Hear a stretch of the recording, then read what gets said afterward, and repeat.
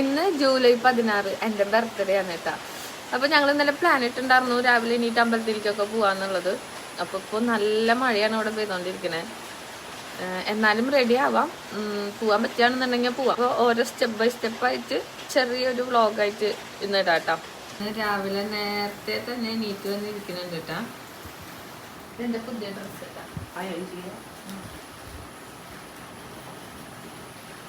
ഞാനൊരു തകർപ്പം get ready with me എടുത്തതായിരുന്നു, അതൊക്കെ പോയി, ഡ്രാഫ്റ്റ് ആയില്ല, അത് ക്യാൻസലായി പോയി. ഉണ്ണികൾക്കൊക്കെ സ്കൂളുള്ള കാരണം അവരാരും വന്നില്ല കേട്ടാ. ഞാനും തക്കുടും തന്നെയാണ് പോകുന്നത്. ഇന്ന് വ്യാഴാഴ്ചയാണ്. അപ്പോൾ വിഷ്ണുവിൻ്റെ അമ്പലത്തിൽ പോകുന്നതാണ് നല്ലതെന്നൊക്കെ പറഞ്ഞിട്ട് നമ്മുടെ വീടിൻ്റെ അടുത്തായിട്ട് തന്നെ പാടത്തൊരു മഹാവിഷ്ണുവിൻ്റെ അമ്പലം ഉണ്ട് കേട്ടോ. അപ്പം അവിടേക്കാണ് പോയത്.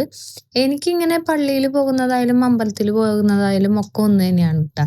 കാരണം പോകുന്ന സ്ഥലത്തിലല്ലല്ലോ കാര്യം ഇരിക്കുന്നത്, പോകുന്ന ആളുകളുടെ മനസ്സെങ്ങനെയാണോ അതിലാണ് കാര്യം. എൻ്റെ തക്കുടുവിനാണെന്നുണ്ടെങ്കിൽ ഉണ്ടല്ലോ ഇങ്ങനെ വീഡിയോ എടുത്ത് തരുന്നതൊന്നും ഇഷ്ടമല്ല കേട്ടോ. ഞാനിങ്ങനെ നിർബന്ധിച്ചെടുപ്പിക്കുന്നതാണ്.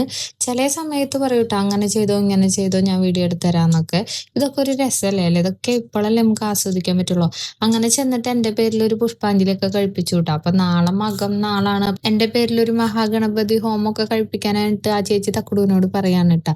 രസീതിൽ എഴുതിയാണ്, പേര് തെറ്റാണ്, ജിത്തി എന്നാണ് എഴുതിയേക്കണം. പിന്നെ ഞാനത് തിരുത്താനൊന്നും പോയില്ല, കാരണം ദൈവത്തിനറിയാലോ നമ്മുടെ പേരെന്താന്ന്. ഞാൻ കുറേ തവണ അമ്പലത്തിൽ പോയിട്ടുണ്ടെങ്കിലും എനിക്ക് എപ്പോൾ പോയാലും ഒരു തപ്പലാണ് കേട്ടോ എന്താ ചെയ്യേണ്ടതെന്നുള്ളത്.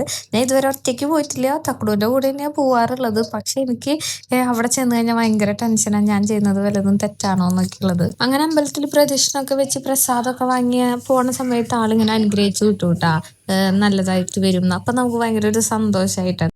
അങ്ങനെ പുറത്തിറങ്ങിയപ്പോഴേ വീഡിയോ ഓണാക്കി വെച്ചിട്ട് ഞാൻ എനിക്ക് കുറിത്തൊട്ട് തരാനൊക്കെ പറയാനിട്ട്. അപ്പൊ തക്കൊണ്ട് എന്നോട് പറയാം, അതൊന്നും വേണ്ടത്, ഇത് അവരിവരൊക്കെ നോക്കണമെന്ന്.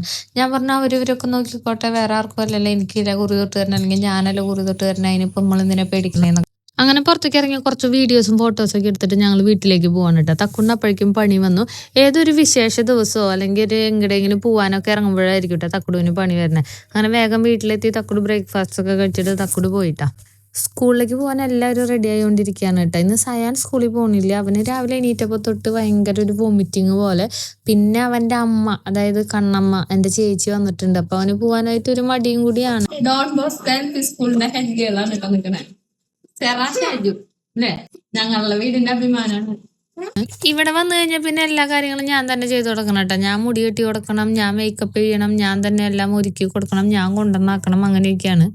ബാക്കി വിശേഷം പാർട്ട് 2 പറയാട്ടോ.